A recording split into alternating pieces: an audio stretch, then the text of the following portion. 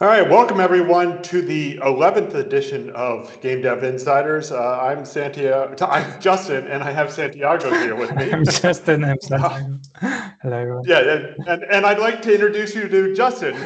He's on the bottom right. Great start. No, welcome Santiago. Thank you. Thank you. So for this episode, I'm thinking it's going to be a shorter episode than what we normally do, but I just kind of wanted to celebrate in some sense with the release of Behavior Designer.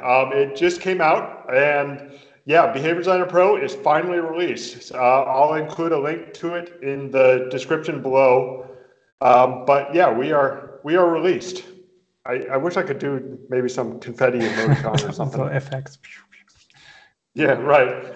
I'm not that advanced yet with this whole. So a couple weeks ago, I guess, I don't know what day we did. Was it a Tuesday that we did it? The last episode on? And with that episode, we were going through all the different sample scenes, and I kind of showed off all the different features of Behavior Designer. So I don't want to do that again this time.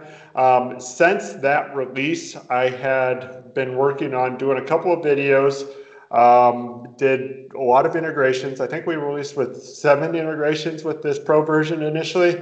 I'm definitely I guess my priorities for this next few weeks are just to up the number of integrations, up the number of videos. And then also we only released with one add-on pack, the movement pack, which I'll do a quick demo of here. It's very similar to the original version.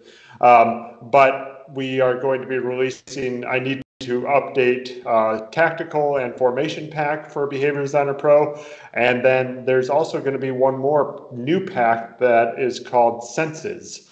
That one is kind of a really interesting one that I think we'll discuss a little bit later on. But yeah, so I think we got all the essentials out for Behavior Designer, and it is usable it is just completely usable. It's a ready, polished asset, and it's ready to go. But there are obviously still things that need to be done. But yeah, you can go download and upgrade now. There is a discount if you own version 1 of Behavior Designer to version 2. It's discounted like 55% or something like that. And then for new purchases, we have a 30-day release or a 2-week release sale going on that is 30% off. So it's about $100, I think, right now, instead of the normal $145 for brand new purchases. Oh, right. So that's kind of the logistics of Behavior Designer. Let me go ahead and kind of show this movement pack that I've been working on.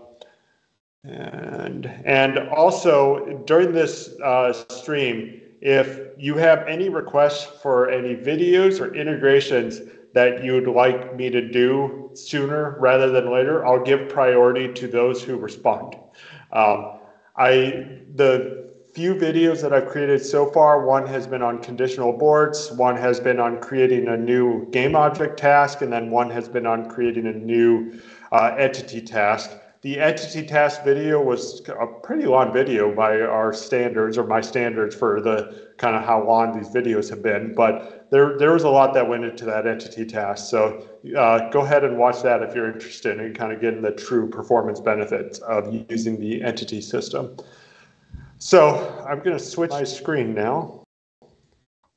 And this will just be a really quick demo of the movement pack, but it's very similar to the version that is out there right now, or that is in version 1.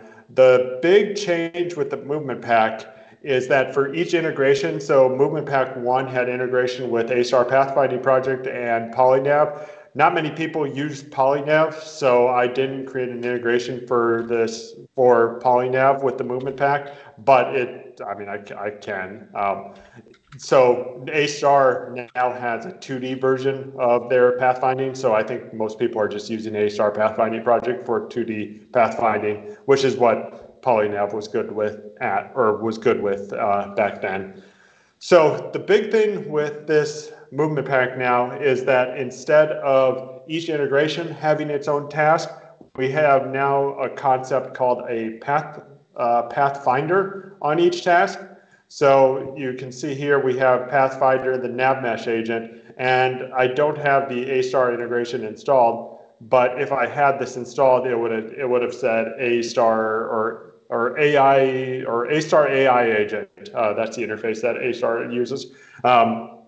So what this allows you to do is just kind of quickly, easily switch without having to actually switch the actual task. So it's kind of just another layer of abstraction that is nice to have. But beyond that, the movement pack is very similar to what you have right now out on the asset store. So we have kind of, this demo scene is a little bit more improved compared to the version 1, a little bit more modern. And why did he not seek to the right location? That was not a good issue to experience right away.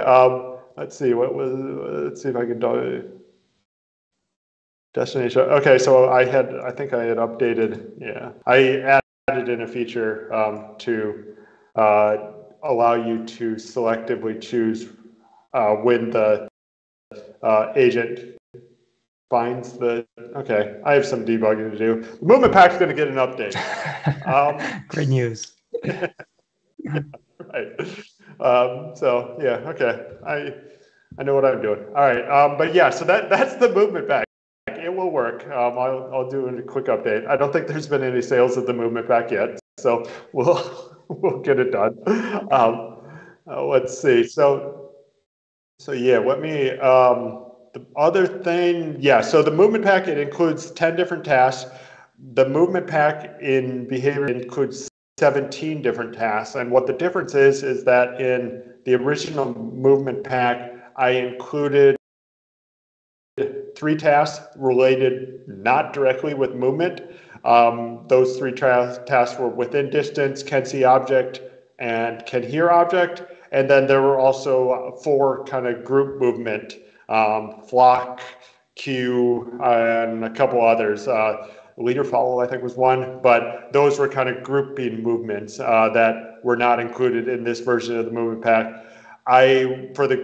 For the group movement ones, that will come at a later point. I may try to work it in a little bit into like the formations pack. It kind of depends on, but the can hear object, can see object within distance, those 3 tasks were extremely popular, and I know they're extremely necessary, but I wanted to kind of include them, a more extensive version of it in what is going to be called the Senses pack. And for some reason, Santiago, within OBS, you are just completely moving around, like your little window is moving around, and I'm not changing it at all. But yeah, so Santiago is moving in the screen. Small and big. I'm sorry. Yeah. Wait, let me go ahead and resize you right now. It's not, okay. I still have to figure why OBS does this. Sometimes it doesn't keep the window sizes, but yeah, that's for a future problem. So Senses pack, we are going to create a new add-on that is not in version 1 called Senses pack, and that will include the tasks such as determining distance, determining sight, determining sound. In addition to that, it will also be able to do things like smell or visibility, luminescence. Let's see, right now, so I have a start of it right now, and I have these different senses right here. They don't actually work. This is kind of just some kind of boilerplate code for a lot of it. I mean, some of it, I think I have like visibility. I've fleshed out a little bit. Oh yeah, it looks like I have. So I'm kind of abstracting this out a little bit more so that I can give get more details for these senses pack, such as luminescence, such as smell, such as sound I want to improve on. So yeah, one of my highest priorities right now is to get this senses pack out, because I know that everyone wants to have an easy way to kind of detect if an object is in sight or whatnot. So yeah, Senses pack, I hope to have more information out. I mean, maybe by and then I'll probably be working on formations and then tactical. So yeah, that's pretty much the state of Behavior Designer right now. Very cool. I'm very, very curious what you're going to do for smell, but we'll see how that goes. Yeah, so am I. The abstract one. Yeah, right. No, if with smell, what I would like to do, I'm just resizing your window again since it just keeps getting resized. But with smell, what I would like to do is, for example, have if a character kind of emits some type of smell, and then you could kind of follow a smelling path, I see. So you could detect that a character used to be in that area or in that room, for example, just based off of the scent that they emitted. And they left behind. Oh, that's very cool. That's a great idea. Yeah. So that was kind of why I took it out of the movement pack, because I mean, within sight and distance isn't directly movement related. So yeah, we're going to kind of expand upon it a little bit more so in this new pack. Beyond that, I guess Santiago, what are you working on? What's coming up from OPSIV from Santiago besides the secret project that we haven't announced yet? So there's that secret project that I've started before the end of the year, but I since then I've kind of stopped because I'm going to have to refocus on certain things. And what's going to come next for the inventory system is inventory system version 2. The idea is that version 1 was great, but it had certain limitations for certain things. And the only way to make those changes was going to be breaking changes. So for the past year, the inventory system has mainly been bug fixing and making sure that it's stable.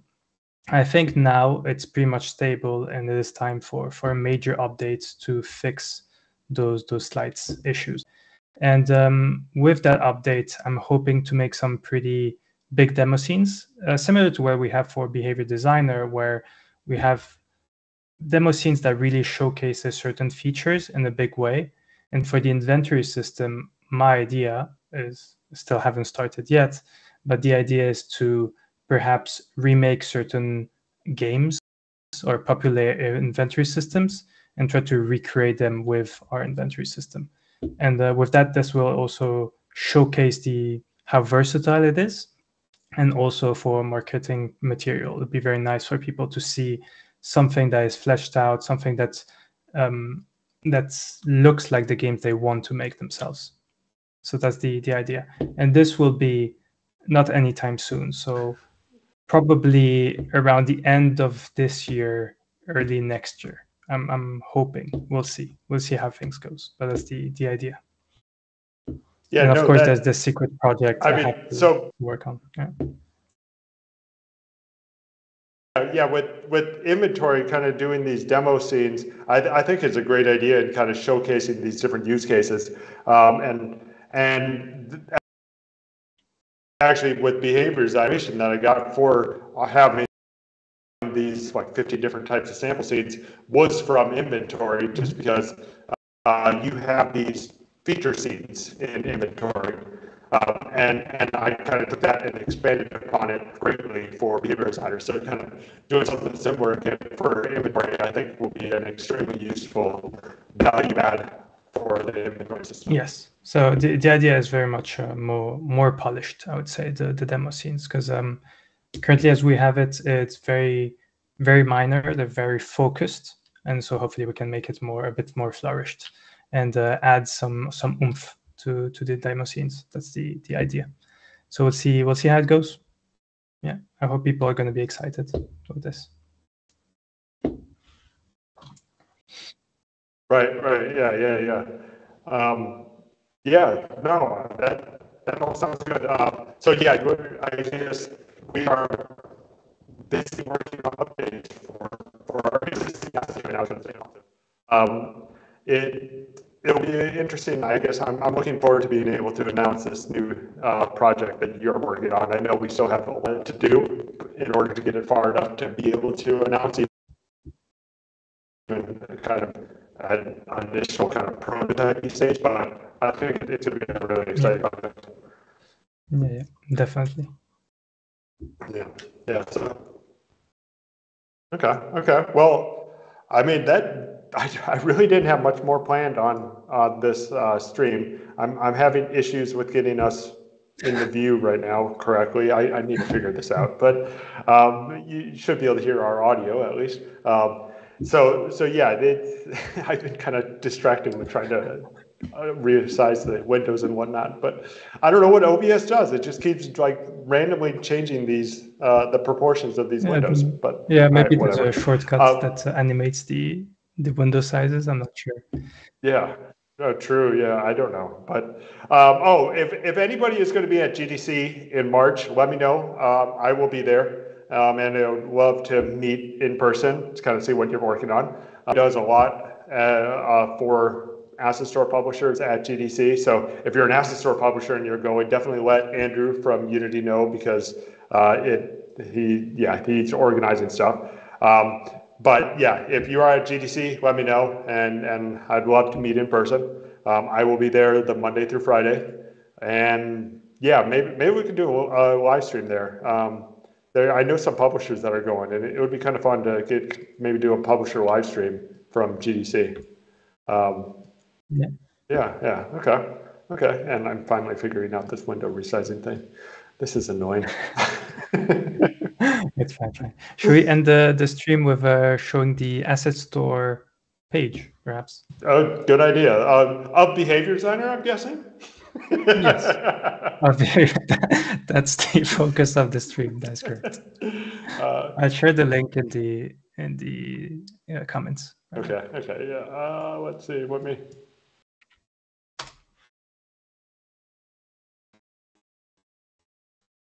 I get this. I got to start sharing my screen again. So start sharing, and now I should be able to switch over to it. All right, there we go. We have Behavior Designer Pro released on the Asset Store. Started in 2019. I delayed the release a bit for ECS to mature. Worked on I think I worked on the editor maybe 2022, 2021, 2022 some. So you got that further on. Then really picked it up again late 2023, all of 2024. That was my primary purpose of life was working on Behavior Designer Pro in 2024, and now it is 2025, and we are released. Let me know what you think. Let me know what integrations you're interested in, what videos you're interested in. This will be my focus for probably the next month or two. We'll just be getting Behavior Designer Pro up to par with what the original Behavior Designer is. Yeah. So make sure to try it out, and if you have anything that you want to showcase, make sure to use the Discord channel and paste inside the work in progress stuff. We'd love to see your work. Yeah. Yes, that is one of the things. So let's see. So in the little trailer, have 9 different videos here of customers' games with Behavior Designer, and I'd love to be able to just kind of keep adding more. As an asset store publisher, one of the hardest things we have is knowing when somebody uses your asset, because all you see on the asset store page is a number go up that indicates a sale. You have no customer data at all. I mean, it's great for privacy, but it's terrible for asset store publishers and knowing how their asset is used. So unless somebody contacts you related to support, you're not really going to know. But if you have used Behavior Designer in a release project or inventory or the character controller, let us know. We will do what we can to help publicize it, and then we'd also love to include it in some of our showcase stuff. I am going to be working on updating the website or the OPSO site sometime this year, and one of the areas that I would like to have focus on is related to the showcase page. So yeah, let's send us your games, send us your projects. Yes, please do. And also, if you have any feedback on things that you think we can improve on in terms of the website or inside the Discord to help you not market your game, but to help us showcase your game, that'd be great. Yes. So, all right, well, great. We'll probably be doing. I'm going to try doing a live stream at GDC. I think that would be kind of fun. I'm not sure how that's going to work, but I'll try it. So that GDC is March, I think like March 20th, something like that week. So I will see everyone about in a month. And until then, give us your feedback and let's see your projects. And go upgrade to Behaviors Data Pro. Let me know. What do you think? So, all right. Take care, everyone. Take care, everyone. Bye-bye. Bye.